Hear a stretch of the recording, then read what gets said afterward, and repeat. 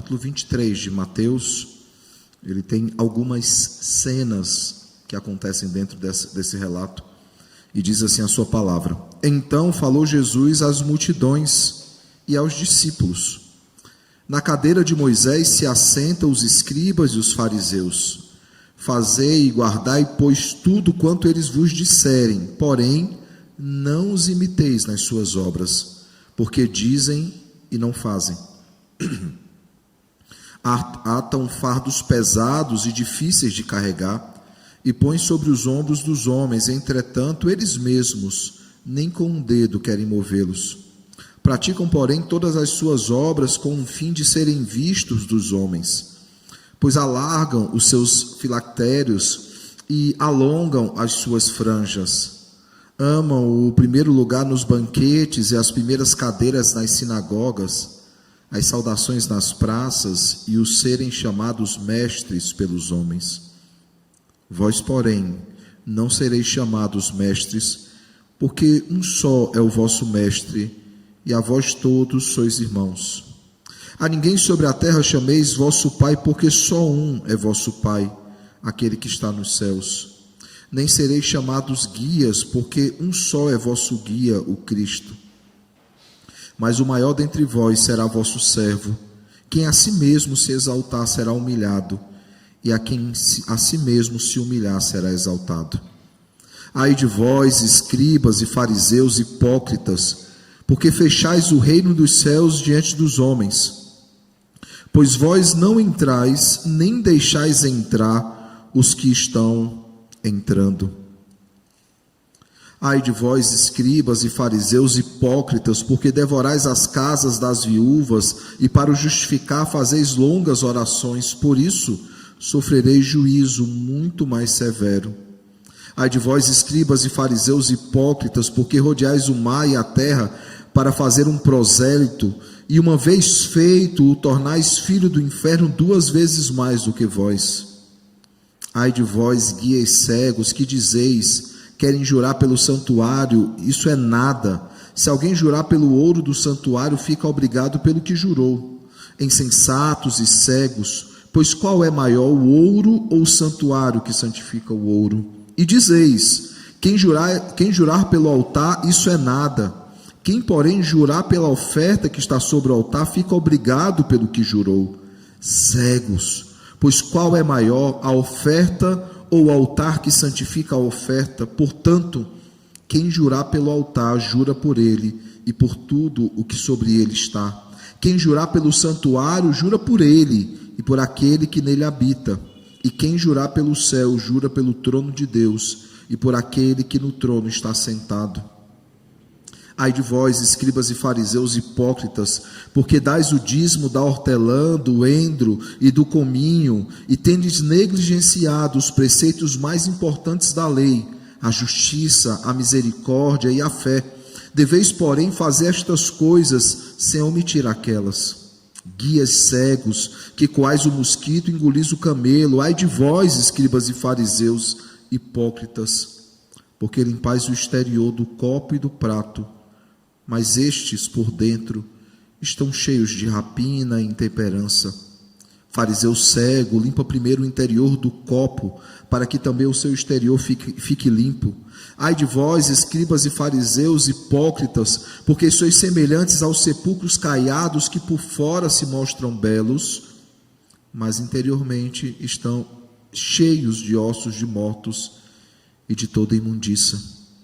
Assim também vós exteriormente pareceis justos aos homens, mas por dentro estáis cheios de hipocrisia e de iniquidade. Ai de vós, escribas e fariseus hipócritas, porque edificais os sepulcros dos profetas, adornais os túmulos dos justos, e dizeis: se tivéssemos vivido nos dias de nossos pais, não teríamos sido seus cúmplices no sangue dos profetas. Assim contra vós mesmos testificais que sois filhos dos que mataram os profetas. Enchei vós, pois, a medida de vossos pais. Serpentes, raça de víboras, como escapareis da condenação do inferno? Por isso, eis que vos envio profetas, sábios e escribas. A uns matareis e crucificareis, a outros açoitareis nas vossas sinagogas e perseguireis de cidade em cidade, para que sobre vós recaia todo o sangue justo derramado sobre a terra, desde o sangue do justo Abel até o sangue de Zacarias, filho de Baraquias, a quem matastes entre o santuário e o altar. Em verdade vos digo que todas estas coisas hão de vir sobre a presente geração. Jerusalém, Jerusalém, que mata os profetas e apedreja os que te foram enviados. Quantas vezes quis eu reunir os teus filhos, como a galinha ajunta os seus pintinhos debaixo das asas, e vós não o quisestes. Eis que a vossa casa vos ficará deserta. Declaro-vos, pois, que desde agora já não me vereis, até que venhais a dizer: bendito o que vem, em nome do Senhor. Oremos. Santíssimo Deus, maravilhoso Pai, nos colocamos, Senhor, diante de Ti, Senhor, com toda a atenção, com toda a humildade, com todo o desejo de aprender mais a respeito da Tua Palavra e, consequentemente, aprender mais sobre o Senhor. Temos diante de nós um texto duro, um texto difícil, mas que traz ensinamentos não apenas para aquelas multidões e discípulos que ouviram essa mensagem diretamente de Cristo, mas traz também ensinamentos importantes para nós, Igreja do Senhor. Que o mesmo Cristo que ensinou às multidões, os discípulos, venha nos admoestar, nos exortar e nos consolar essa noite. Que o doce Santo Espírito que inspirou Mateus a escrever esse texto ilumine o nosso entendimento para que saiamos daqui diferente de quando chegamos. Ensina-nos, Pai, ensina-nos, é o desejo dos nossos corações. É essa oração que nós fazemos em nome de Jesus. Amém. No sermão passado, irmãos, no dia 31 de agosto, nós olhamos para o final do capítulo 22 e olhamos para o último momento onde Jesus é arguído pelos grupos religiosos, dando então respostas esclarecedoras. Esse foi o tema do sermão, olhando ali para Mateus 22, de 34 até 46, ele foi, só lembrando os irmãos, ele foi constantemente arguído pelos saduceus, pelos fariseus, por discípulos de fariseus, pelos herodianos, pelos escribas. Ele foi sendo questionado em momentos consecutivos, de várias formas. Ele deu resposta a cada uma dessas questões, e nós dissemos, que no capítulo 23 ele vai então partir, entre aspas, para o ataque, ele vai então começar a proferir não apenas ensinamentos preciosos às multidões, aos discípulos, mas ele escancararia quem eram os fariseus, escancararia quem eram os escribas, os grupos religiosos daqueles dias. E durante a leitura isso ficou muito claro para todos nós. Ele não poupa palavras, e de forma muito didática ele aponta pecados e depois ele diz qual é o juízo de Deus sobre esses homens. Ainda falando do sermão passado, nós vimos que o amor ele é um imperativo para a obediência e para a pregação do Evangelho. Primeiro, entender o amor de Deus, de como nós devemos amá-lo e amar ao nosso próximo, assim como Ele nos amou, e isso então é um imperativo, uma ordem de obediência e uma ordem também de pregação do Evangelho. E aprendemos 3 coisas importantes. A primeira delas é que nós precisamos amar a Deus e os nossos irmãos, pois fomos criados para isso, e a lei que foi posta em nossos corações nos direciona para isso. Essa lei, ela nos intima a esse amor, a amar a Deus sobre todas as coisas e ao próximo como a nós mesmos. Aprendemos também, irmãos, que nós precisamos obedecer ao Senhor como filhos que amam a seu Pai e como irmãos que amam aos seus irmãos. O propósito ali do resumo da lei é essa, é amar a Deus, que é o nosso Pai, e amar aos nossos irmãos, que são nossos irmãos. E eu sempre tenho repetido, aqueles que têm irmãos de sangue, eu falo isso porque há alguns que são filhos únicos, aqueles que têm irmãos de sangue, há um vínculo muito forte entre irmãos de sangue, algumas vezes não tão forte assim, há muitas crises hoje nas famílias, infelizmente, mas aqueles que têm um vínculo com seus irmãos, é um vínculo muito forte. Só que esse vínculo de sangue, chegará um momento que ele cessará. O vínculo pelo sangue de Cristo, ele é eterno.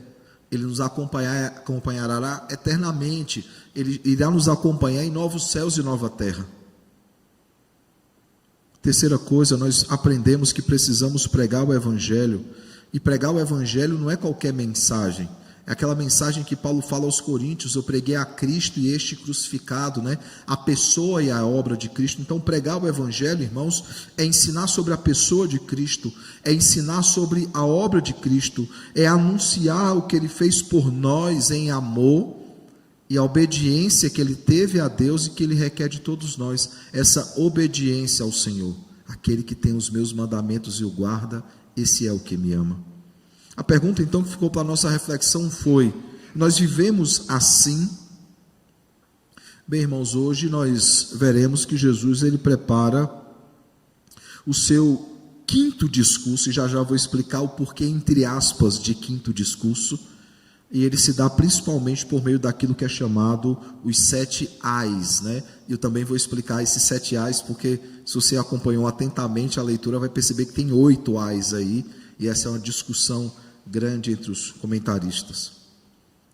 Mateus, irmãos, ele registra uma série de sermões ou discursos de Jesus. E é importante que ele o faça, porque Mateus tem algumas preocupações ao escrever aos judeus. 3 preocupações, pelo menos. Aliás, uma preocupação que se divide em 3 e uma outra preocupação, pelo menos. A primeira preocupação é mostrar que Cristo, ele cumpre os 3 ofícios. Ele é rei, ele é sacerdote e ele é profeta. Como profeta, ele prega sermões. Como profeta, ele discursa, ele ensina as multidões. Por isso que há sermões, e os outros evangelhos sinóticos também trazem esses sermões, mas de forma mais sucinta, de forma mais enxuta. Mateus, ele é mais extenso no registro desses sermões. Segunda coisa, ele tem a preocupação de mostrar que esses sermões e essa pregação não é apenas para judeus, mas também para gentios. Por isso, na genealogia de Jesus, nós temos 3 mulheres gentílicas. Por isso que em Mateus, os primeiros a anunciarem o nascimento de Jesus eram os magos que eram do Oriente, gentios e não judeus. Por isso que há sermões sobre o reino.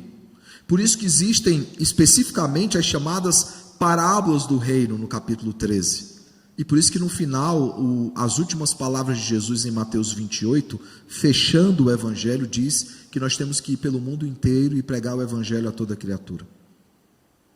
Mateus ele tem essa preocupação de dizer aos judeus: o evangelho nunca foi só para os judeus, o evangelho sempre foi para o mundo inteiro.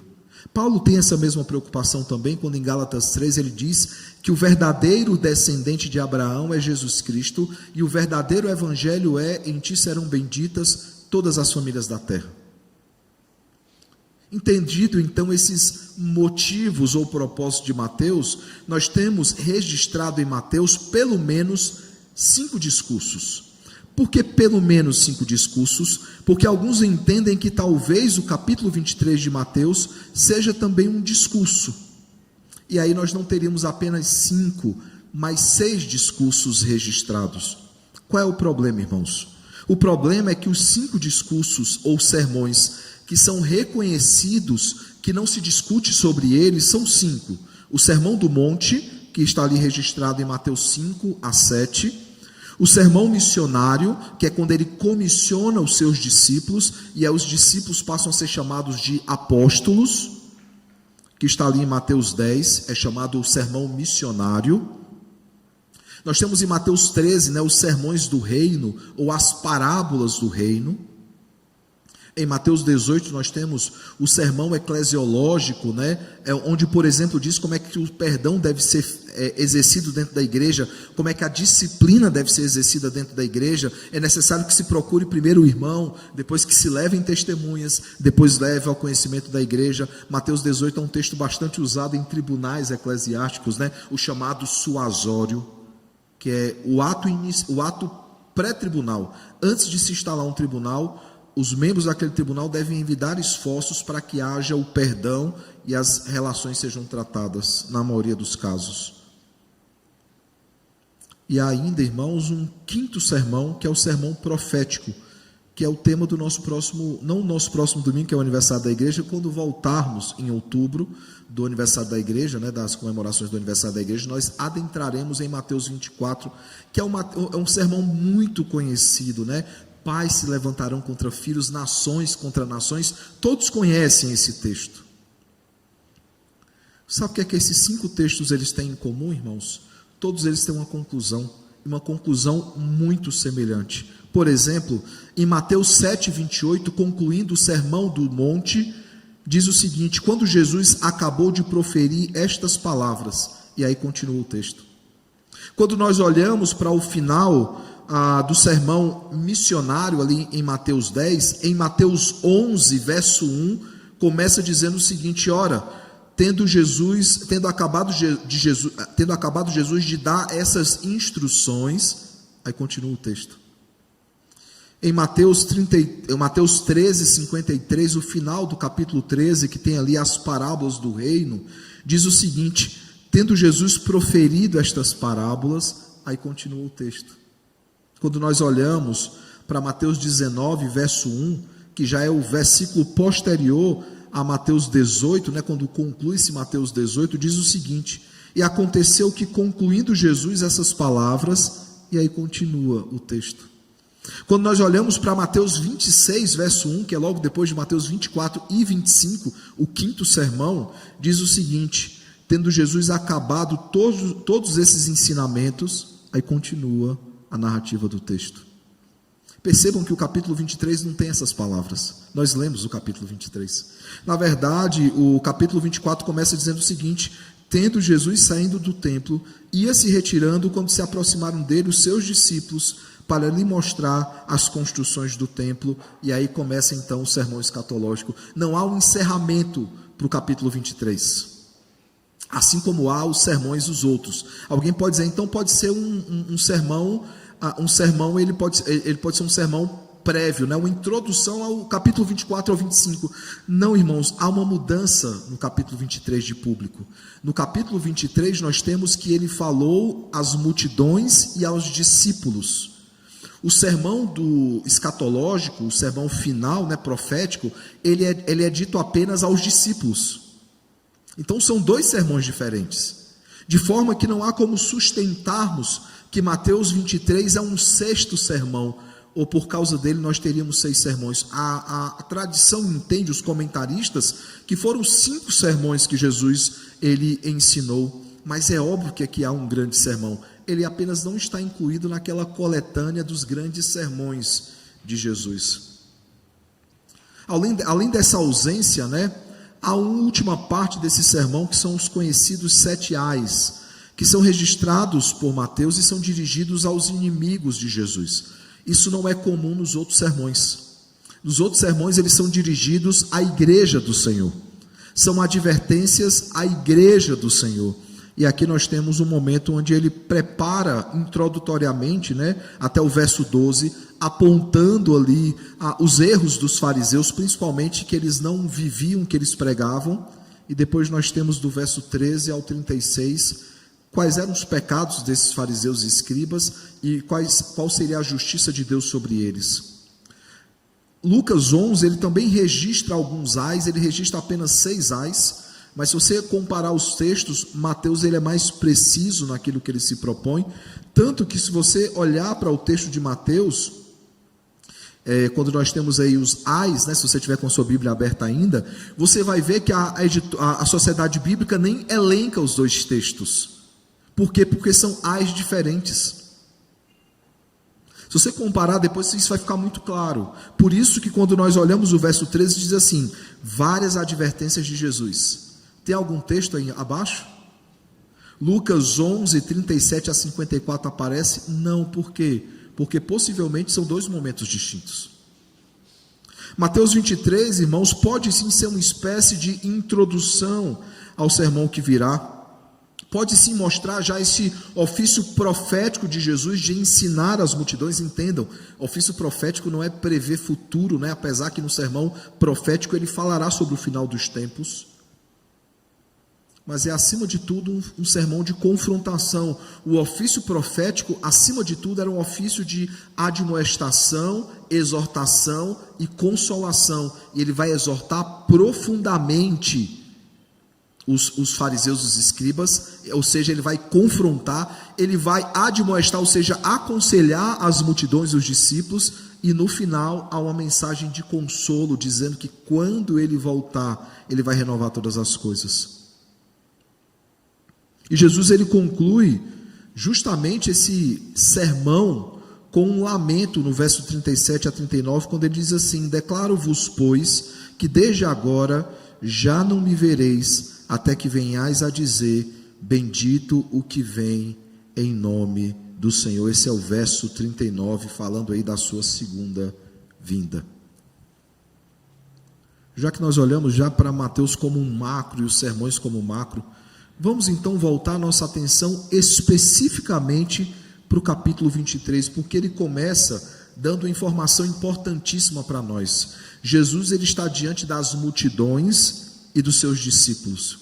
Eu sempre explico, porque pode ser que você não esteve no sermão quando eu expliquei por que multidões, já que multidão já é um plural, já é muitas pessoas, porque há várias multidão, vamos pegar o termo multidão, há uma multidão que está aqui, há uma outra multidão que está aqui, uma outra multidão que está aqui, formando multidões.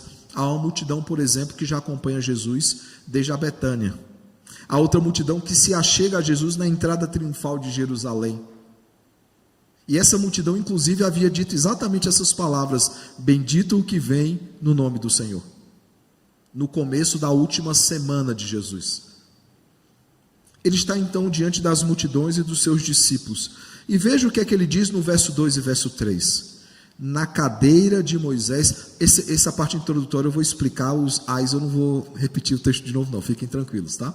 Mas veja o que é que acontece aqui no verso 2 e verso 3. Na cadeira de Moisés se assentaram os escribas e os fariseus. A cadeira de Moisés, irmãos, era uma espécie de carteirada. É como se os escribas, os fariseus, advogassem para si a autoridade de Moisés. E nós já vimos eles fazendo isso. Eles citam Moisés e Jesus os responde citando Moisés. Os confronta citando Moisés. Veja o que é que Jesus diz: fazei e guardai, pois, tudo quanto eles vos disseram. Veja que quando eles repetiam as palavras de Moisés, Jesus não critica. Jesus diz o seguinte às multidões, aos discípulos: quando eles lerem a palavra de Moisés, quando eles falarem da palavra de Moisés, escutem e pratiquem. O que é que eles não deveriam fazer? Jesus diz: porém, não os imiteis nas suas obras. Por quê? Por que é que eles não deveriam imitar?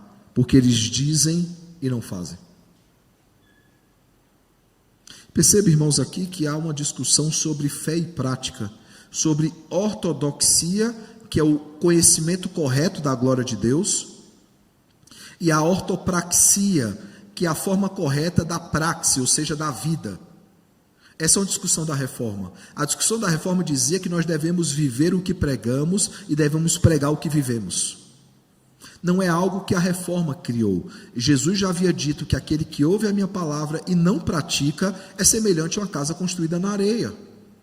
Agora, aquele que ouve a minha palavra e pratica é semelhante a uma casa construída na rocha. As tempestades não vão derrubar.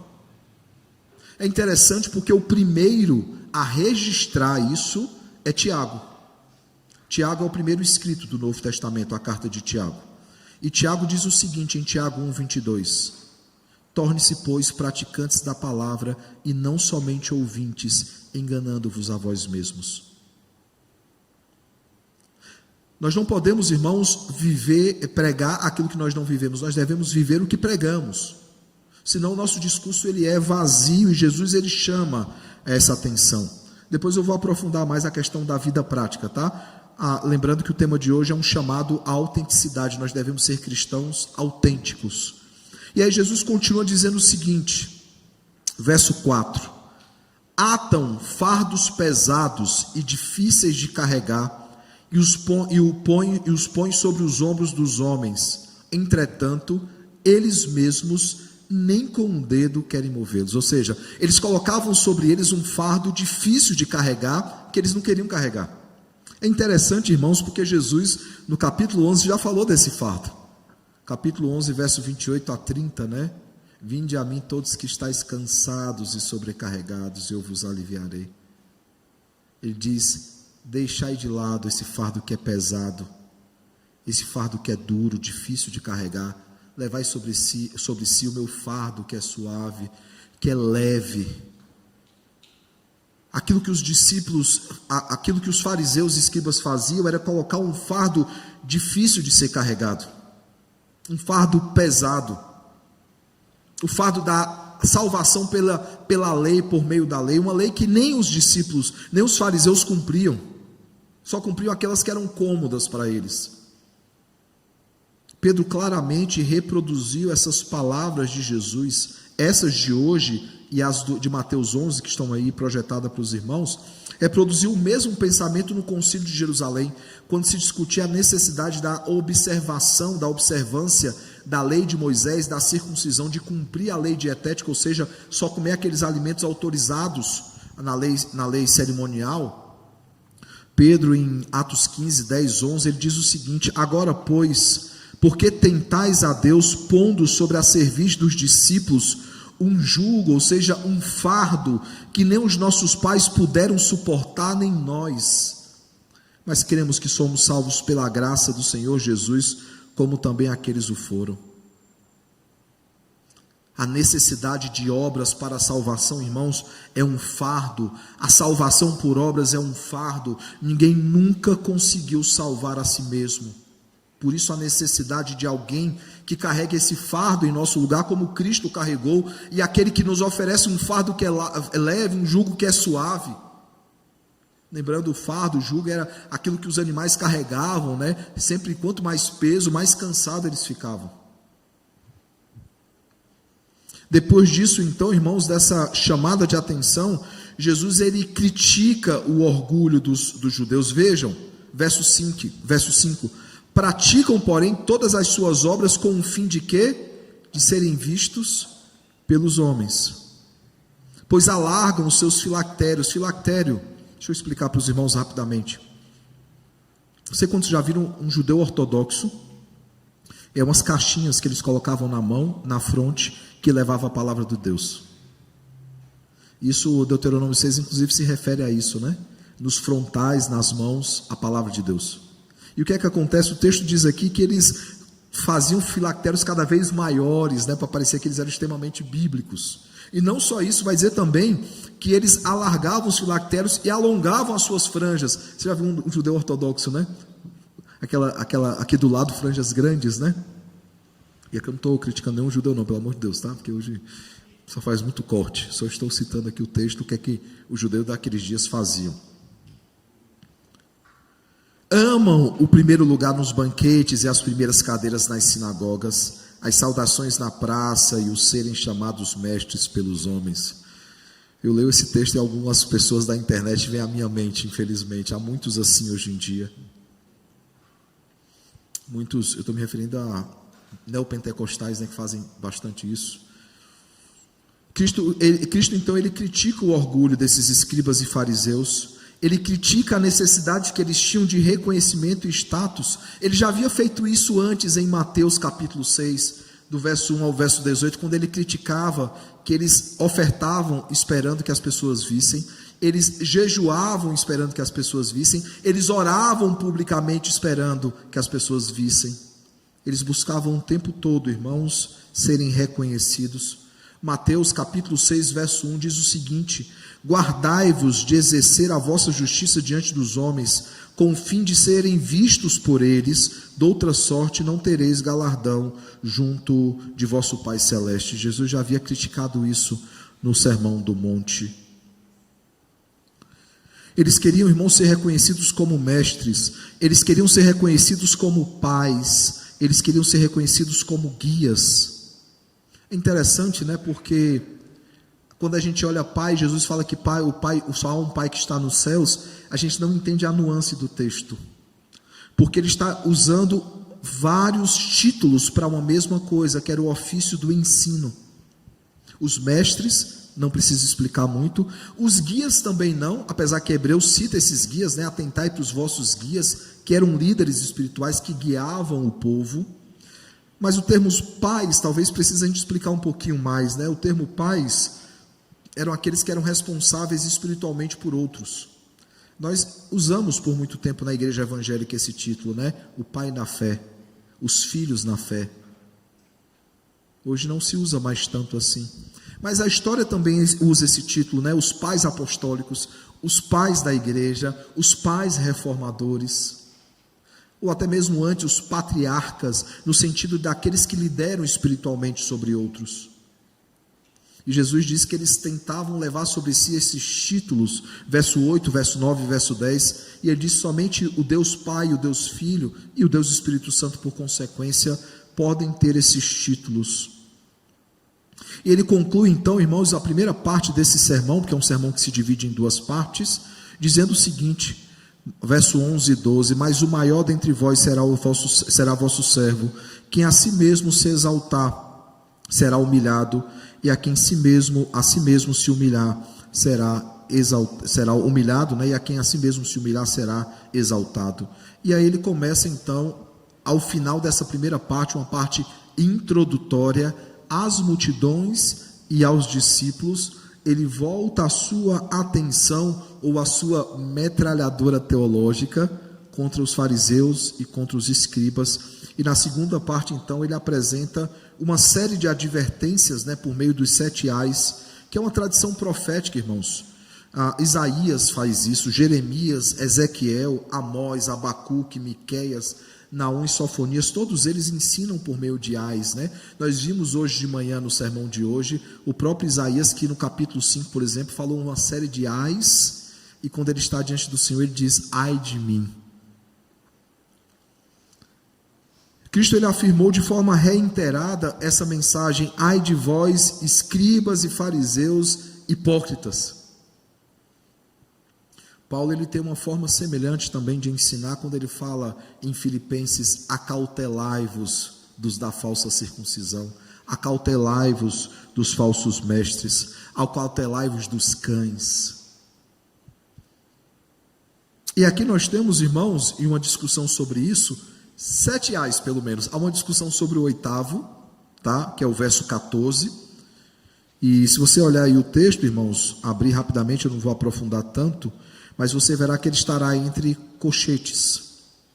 E entre colchetes é que os pergaminhos mais antigos eles trazem esse texto, mas não são todos que trazem. Por isso que alguns discutem se são 7 ou 8 ais. O fato, irmãos, é que aquilo que é dito aqui, ele está incluso, de certa forma, naquilo que é dito nos outros, não se perde tanto, tá? Mas olhando para esses ais, veja as acusações que Jesus faz. Ele fala que eles fechavam o reino. Eles impediam pessoas de entrar no reino.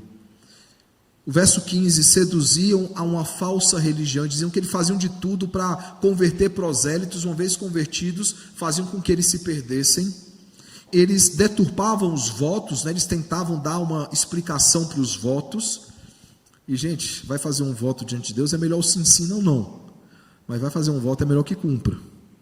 Essa é a normativa bíblica, né? A gente vê aí uns votos insensatos, né? O voto de Jefté na Bíblia é um voto bastante insensato, né? Ele promete que o primeiro que aparecesse à sua porta, o primeiro que viesse ao seu encontro seria morto, né? Sacrificado. E a sua filha veio então ao seu encontro. Há uma discussão se ali está falando de sacrifício ou de consagração. Eu não vou demorar muito aqui, mas eu entendo que o texto aponta claramente para um sacrifício humano.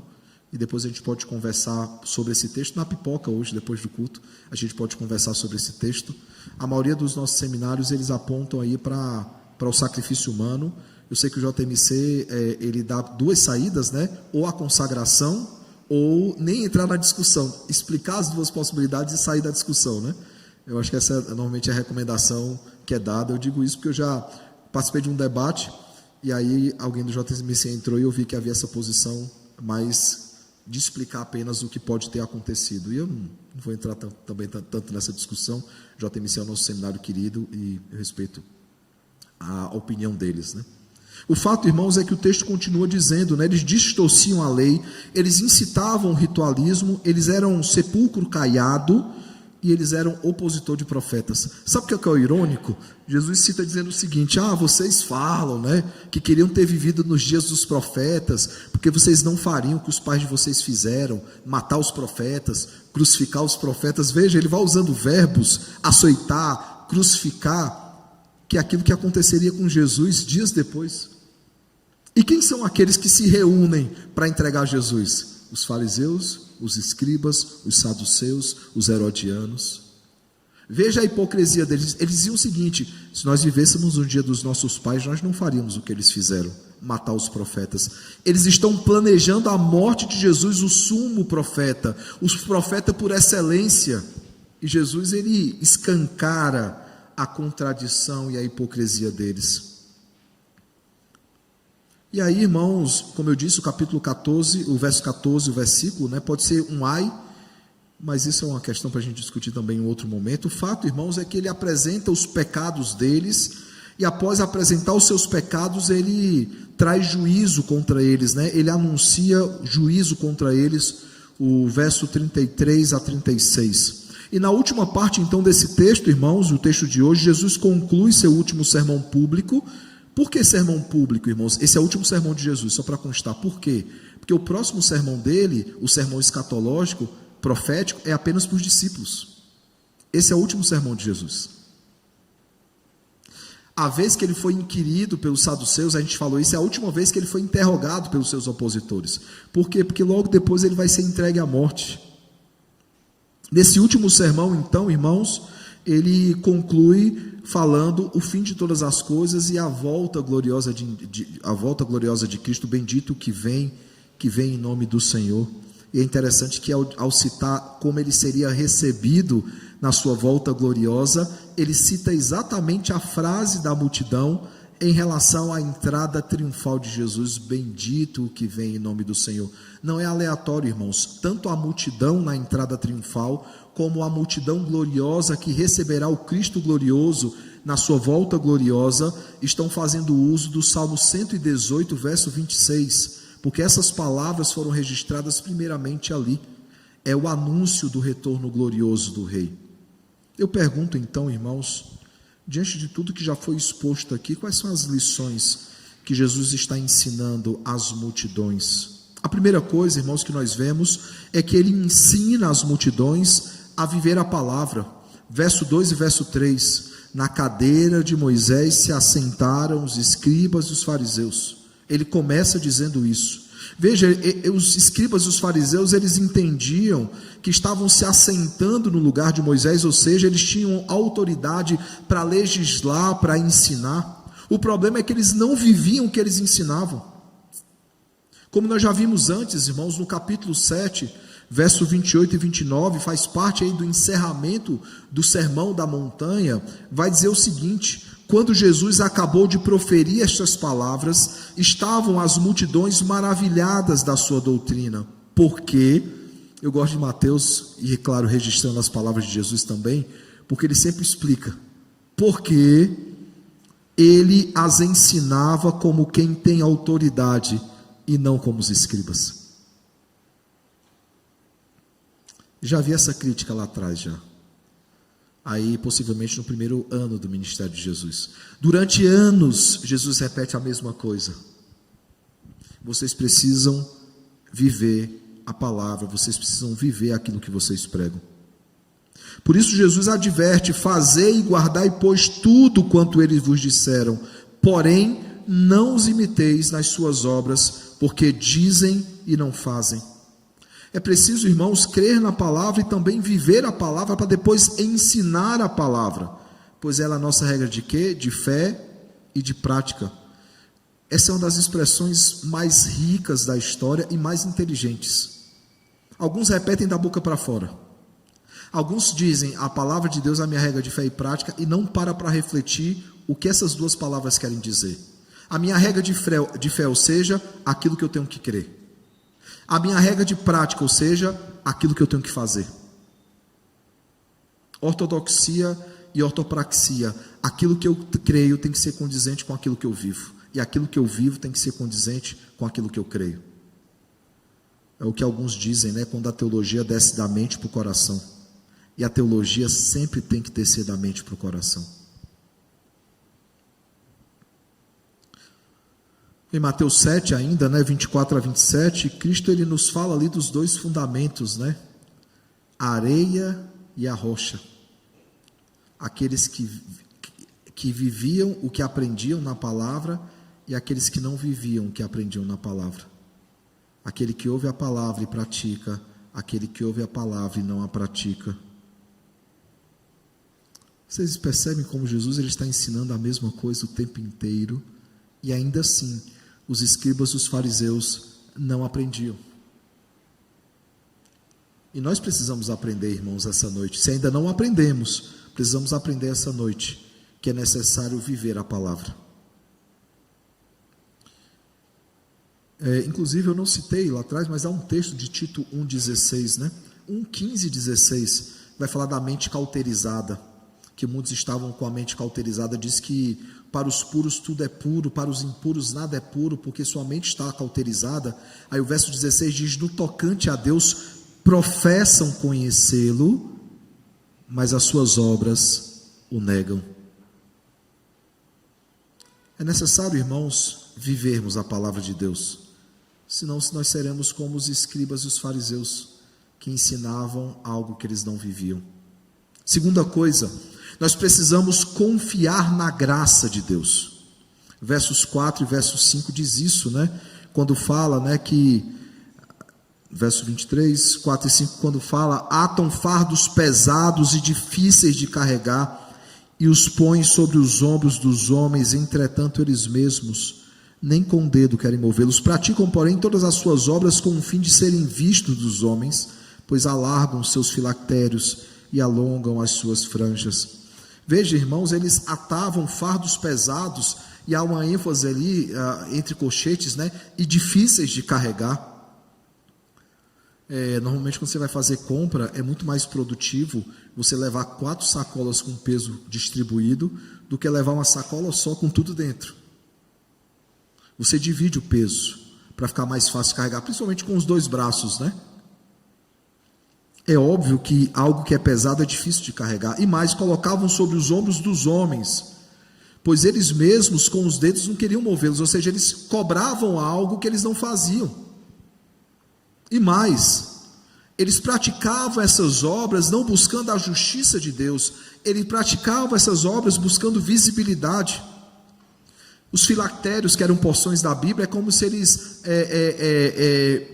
ostentassem a Bíblia para lá e para cá, que eram os filactérios. E é como se eles vestissem como crentes, né? As franjas apontavam claramente que eles eram judeus ortodoxos. Se a gente fosse aplicar para os dias de hoje, é como as pessoas que se vestiam como crentes, queriam se vestir como crentes, andavam com a Bíblia para lá e para cá, mas não davam testemunho algum. Eu conheço muitos crentes assim, infelizmente. Já falei para vocês, eu trabalhei na iniciativa pública, depois na privada, e trabalhando na iniciativa pública, lidei com uma pessoa crente, que se dizia presbiteriana, e eu tive que um dia pedir para ele: por favor, cara, não fala que é crente, não fala que é presbiteriano, você dá um péssimo testemunho. Se vestia de crente, carregava a Bíblia para lá e para cá, mas dava um péssimo testemunho. Quantas vezes nós já não vimos, né, pessoas ostentando uma vestimenta, ou carregando a Bíblia para lá e para cá, mas são péssimos crentes, se é que são crentes, e ostentam para lá e para cá, para serem vistos e reconhecidos, além, claro, de defenderem que é um meio de salvação. E eles colocavam, irmãos, um jugo sobre os ombros dos outros. Isso já havia sido criticado por Jesus em Mateus 11, 28 a 30, foi criticado também por Pedro em Atos 15, 10 e 11, deixando bem claro, irmãos, que a salvação não se dá por obras, e ele enfatiza isso no verso 11, quando ele diz: somos salvos pela graça, não por obras, como Paulo diz, para que ninguém se glorie, para que ninguém queira reconhecimento, para que ninguém queira que digam: veja como ele é um crente, veja como ele é um cara. Não, nós não buscamos esse reconhecimento. Pelo contrário, aqueles que querem ser exaltados serão humilhados, e os humilhados serão exaltados. É isso que o texto diz. Por quê? Porque o próprio Cristo passa por esse processo. Ele está diante aqui, irmãos, daquilo que é chamado a humilhação de Cristo. A humilhação de Cristo, ela passa por 4 estágios, que são chamados 4 estágios da humilhação de Cristo. O primeiro estágio, ele se encarnou. Imagina um Deus se fazer carne. É humilhante ou não é? Ele se humilhou por nós. O segundo estágio, ele conviver com pecadores. O terceiro estágio, que aí envolve também os sofrimentos, né? Era sofrível para o Senhor conviver com pecadores, não que ele não amasse esses pecadores, mas era sofrível um Deus santo conviver com pecados. Isaías 59:2 nos diz que o seu pecado encobre o seu rosto de nós, ele fecha os seus olhos, ele tapa os seus ouvidos, porque as nossas iniquidades fazem separação entre nós e o nosso Deus, e os nossos pecados encobrem o seu rosto de nós. O terceiro estágio, irmãos, envolvia ainda os sofrimentos, que é a crucificação. O quarto estágio, a sua morte. Ele foi para o sepulcro. Mas daí, irmãos, começa a exaltação de Cristo ao contrário. Aquele que estava morto, o quarto estágio, o primeiro estágio da exaltação é, ele ressuscita. Aquele que sofreu entre pecadores, anuncia o evangelho agora para pecadores, estando ressurreto. Aquele que precisou encarnar, descer a este mundo, ele é assunto aos céus e vai à direita do Deus Pai Todo-Poderoso, onde há de julgar vivos e mortos. Perceba que antes da exaltação de Cristo, ele é humilhado. É isso que Filipenses 2 nos diz. E aí tem uns bacanas aí que querem ser primeiro exaltados, né? Jesus fala, não, aqueles que querem ser exaltados serão humilhados, e os que forem humilhados serão exaltados. A lei, irmãos, ela é um meio de santificação, ela manifesta a nossa salvação, mas não é um meio de salvação, nunca será um meio de salvação. A obediência à lei não salva ninguém, a obediência à lei manifesta a nossa salvação, a obediência à lei nos santifica como povo de Deus, mas ela nunca vai salvar ninguém. Nós só obedecemos à lei porque fomos salvos pelo Senhor, e ainda com dificuldades nós obedecemos essa lei. Viver a palavra, confiar na graça. Terceiro e último, irmãos, agir com humildade. O verso 6 ao verso 12, irmãos, é o manual de humildade. O que fazer e o que não fazer. Nós já vimos no primeiro ponto, né, sobre viver a palavra de Deus, que os escribas e os fariseus, eles se achavam donos da cadeira de Moisés. A versão atual de hoje é botar palavras na boca de Deus. E disse o Senhor, e eis que eu vos digo, né? Tem cara que se levanta. Eu fui numa igreja divulgar um acampamento. Nossa, estava um Babel lá. Bem estranho. E aí, de uma hora para outra, uma pessoa se levantou no meio do culto lá, né? Se podia ser chamado assim. E ele começou a profetizar. E eis que vos digo, começou a profetizar. Profetizar entre aspas, né? No meio do negócio, se levantou um cara do outro lado e falou, senta, que agora filho, senta, que agora quem vai falar é o pai. Aí começou a profetizar. Disse, gente, essa é a versão atual de sentar na cadeira de Moisés. É colocar na boca do Senhor palavras. O Espírito Santo já foi usado no plano da Trindade, já foi instrumento do Senhor para revelar aquilo que tinha que ser revelado. O cânon que nós temos é a revelação de Deus. O Espírito Santo, ele agora nos ilumina para que entendamos a sua palavra. Não há ensinamentos novos, não há nada a ser incluído na palavra de Deus. Deus, ele é perfeito, ele sabe exatamente o que ele queria dizer, e o disse por 1.600 anos, por meio de aproximadamente 40 autores. E uma vez que ele disse o que ele tinha para dizer, ele encerrou o seu cânon, inclusive com advertências, que aqueles que incluírem ou excluírem qualquer palavra, sofreriam sanções da parte do Senhor. Eles traziam sobre si autoridade, eles queriam falar da cadeira de Moisés, né? E o verso 5 diz que eles faziam tudo com o fim de serem vistos dos homens. E Cristo ainda afirmou mais, né? Diz, veja, amam o primeiro lugar nos banquetes e as primeiras cadeiras nas sinagogas. as saudações nas praças e os serem chamados mestres pelos homens. A palavra de Deus nos ensina um princípio de humildade bem simples. Quando você chegar num lugar, não senta nas primeiras cadeiras. Senta mais atrás para que o anfitrião chegue e te chame mais à frente. Senta aqui no terceiro banco, você está lá no sétimo, né? Senta aqui no terceiro banco. Não senta no primeiro banco, porque pode ser que ele chegue para você e fala, cara, o primeiro e o segundo banco, já tem gente para sentar, senta no terceiro, veja, você vai sentar no mesmo banco. A diferença é que aqueles que não buscam pensar sobre si mais do que convém, sentam mais lá atrás, são reconhecidos e chamados à frente. E aqueles que acham que podem sentar na janela, né, são chamados a sentar um pouco mais atrás. Aqui não, irmãos, aqui vocês têm que chegar e sentar na frente, tá? Por favor. O fato, irmãos, é que eles queriam visibilidade. Eles queriam, vejam, em primeiro lugar nos banquetes, eles queriam as primeiras cadeiras nas sinagogas, eles queriam ser saudados na praça. Viralizou um vídeo, né, que uma artista global foi encontrada no aeroporto e o cara estava entrevistando várias pessoas perguntando qual era o projeto que aquela pessoa tinha, o que ela esperava da vida dela. E o cara, eu quero crer que ele realmente não reconheceu a atriz. E perguntou, qual é seu nome? Ela falou, o que você pensa de fazer na sua vida? Eu penso em ser atriz. Você acha que dá certo isso para você? É uma atriz conhecida, inclusive. E ficou aquele climão, né? Ela não gostou. A não ser que fosse uma encenação ali dos dois, né? Mas tem essas pessoas que querem ser reconhecidas. Tem essas pessoas que querem chegar num lugar e as pessoas têm que falar com ela, você não me conhece, você sabe quem eu sou, né? Famosa carteirada, né? Você sabe quem eu sou, você sabe com quem você está falando. Eu ri de um vídeo, o cara respondendo, não, mas você precisa de ajuda, você não sabe quem você é. Era assim os fariseus e os escribas. Eles queriam ser chamados de mestres pelos homens. E Jesus, ele bate nisso, né? Ele bate nisso no verso 8, 9, 10, quando ele fala que mestres, só existe um mestre que é Cristo.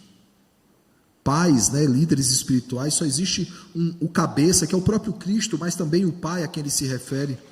Verso 10, né, os guias, eles queriam ter o status, eles queriam ter os títulos. Lembrem que Jesus tinha um título de mestre, não somente porque ele é o supremo mestre, mas ele era reconhecido como mestre, porque ele ensinava com autoridade. Não é algo imposto, irmãos. Eu lembro, logo quando eu fui ordenado, o Flávio vai passar um momento por isso também, logo quando eu fui ordenado, eu fui pastor em Natal, eu fui pastor em Fortaleza, depois em Natal. Quando eu assumi minha primeira igreja em Mossoró, as pessoas ficavam constrangidas. Eu cheguei em Mossoró, eu ainda não tinha barba na época, comecei a deixar crescer para parecer mais velho. Eu cheguei em Mossoró, eu tinha 29 anos, 29 para 30. E as pessoas ficavam constrangidas, falando, eu chamo o senhor de quê? De senhor, pastor, reverendo. E a minha resposta era sempre a mesma, a gente sabe quando é desrespeitoso. Porque tem gente que chama a gente de reverendo, de senhor, olhando no nosso olho e de forma desrespeitosa. Por quê? Porque a autoridade, ela é conquistada, ela não é imposta. E aqui ele diz isso, eles querem um reconhecimento que eles não merecem. Porque se eles agissem como mestre, se eles ensinassem e vivessem aquilo que eles estavam ensinando, eles seriam chamados de mestre, eles seriam chamados de rabi. Mas eles não faziam isso, irmão. As multidões não suportavam ouvir esses homens, porque eles não eram humildes. E Jesus, ele critica esse desejo de exaltação, de ser o maior. E nós já vimos isso, eu preguei em Mateus e o reverendo Tiago me sucedeu no sermão a respeito de quem é o maior no reino dos céus. A discussão lá da mãe, né, de João e de André, né? Não, João e Tiago, perdão, Pedro e André, que são irmãos, ele perguntando, quem é que vai sentar à direita, quem é que vai sentar à esquerda? Jesus falou o tempo todo sobre isso para os discípulos. Esse desejo que eles tinham de quem vai ser o maior, quem vai ser reconhecido. Não, irmãos, ele vai falar o seguinte, mas o maior dentre vós será o vosso servo, quem a si mesmo se exaltar será humilhado, e quem a si mesmo se humilhar será exaltado. Dias depois, na noite da traição e na noite da Páscoa, João registra que ele lavou os pés dos seus discípulos, e ele diz que aqueles que querem ser o maior no reino precisam lavar os pés uns dos outros. O verdadeiro servo, irmãos, ele age com humildade, ele não busca reconhecimento, ele não busca estar em evidência, ele age com humildade, porque ele entende que ele é apenas um servo.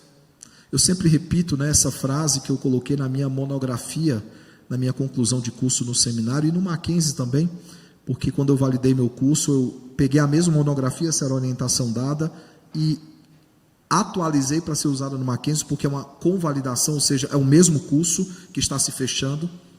E aí eu sempre cito a frase do Samuel Bringley, né, o Dr. Samuel Bringley, não pelo nome bonito que ele tem, mas pela frase que é muito boa, quando ele diz, né, quando ele fala que o machado é apenas um machado.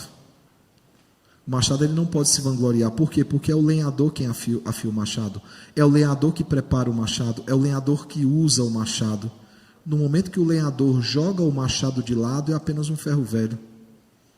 E aí o Samuel Brinkley conclui dizendo que eu nunca perca isso de vista. Eu sou apenas um machado. Nós somos apenas instrumentos nas mãos do Redentor. Eu pergunto então, quais são as aplicações que nós podemos tirar do texto dessa noite? A primeira delas, irmãos, nós precisamos viver a palavra. E ao dizer isso, ao dizer que precisamos viver a palavra, eu estou dizendo que nós precisamos pregar e não viver, que pregar e não viver é hipocrisia, é enganar a nós mesmos, é ter a casa construída na areia. Viver a palavra, irmãos, nós precisamos viver, porque senão nós não podemos pregar.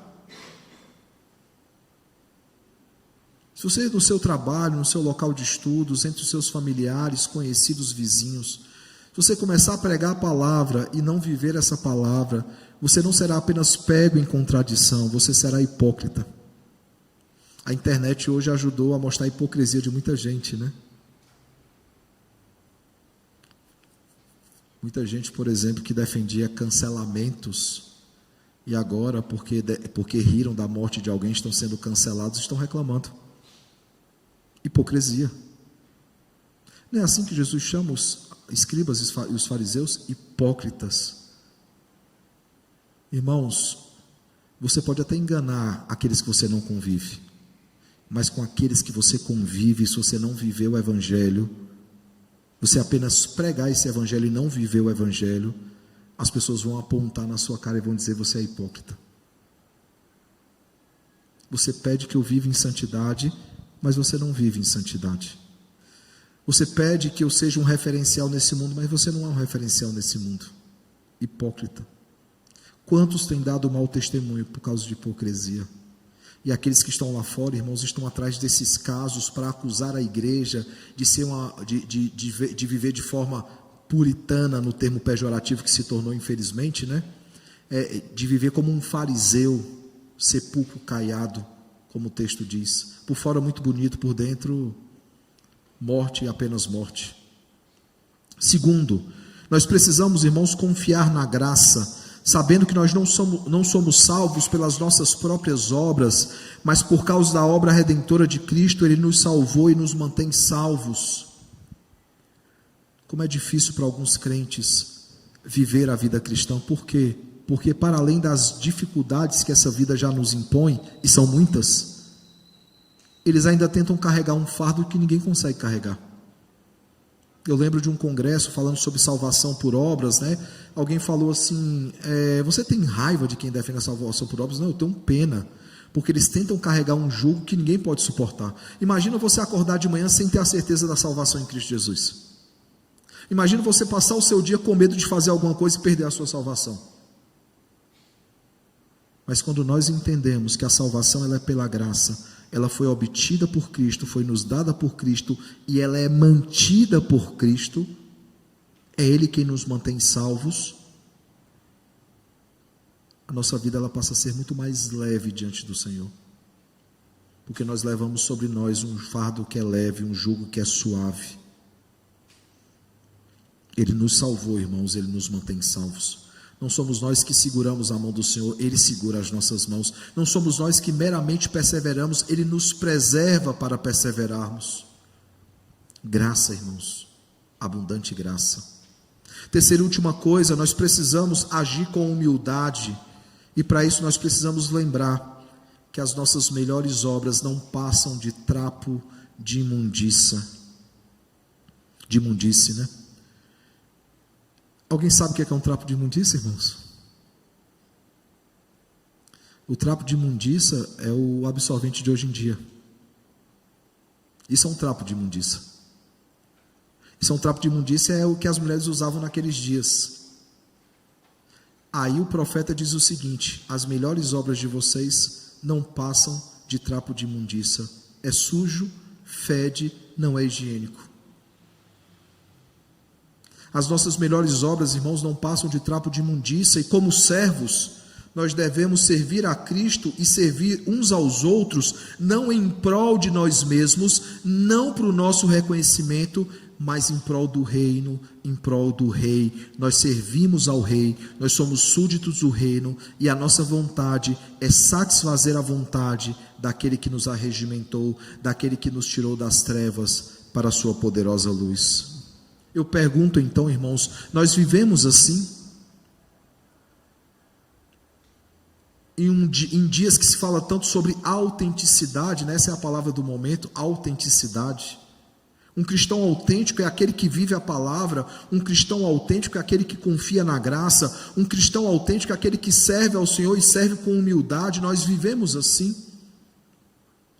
Que o bom e eterno Deus, irmãos, nos ajude a viver a sua palavra. Que Ele nos capacite, irmãos, a confiar totalmente na graça do Senhor, não nos nossos méritos, não nas nossas obras, mas nos méritos de Cristo, na obra de Cristo, para que possamos servir ao Senhor com alegria, mas também com humildade. É assim que um cristão autêntico vive. Que o Senhor nos ajude, irmãos, a sermos cristãos autênticos. E a minha ênfase na palavra cristão é porque eu não sei quantos sabem, eu mencionei rapidamente hoje pela manhã, mas não expliquei o significado. Antigamente a igreja era chamada o caminho, ou do caminho, né? Referindo-se a Cristo, que é o caminho. Eu sou o caminho, a verdade e a vida, né? A igreja era chamada o caminho ou do caminho. Há um momento em que a nomenclatura da igreja ela muda. A igreja passa a ser chamada os crentes passam a ser chamados de cristãos. E esse termo inicialmente era pejorativo. Os romanos zombavam dos cristãos, dizendo que eles eram pequenos cristos. Isso era uma zombaria, porque eles zombavam de Cristo e queriam zombar da igreja. Essa se tornou a grande identidade da igreja. Nós somos cristãos. Nós somos pequenos cristos nessa terra, ou deveríamos ser. O cristão autêntico, irmãos, vive a palavra, confia na graça e age e serve com humildade. Que possamos ser assim também. Que possamos servir ao Senhor com alegria, servir ao Senhor com humildade, pois somos o seu povo, somos rebanho do seu pastoreio, como o Salmo 100 nos diz.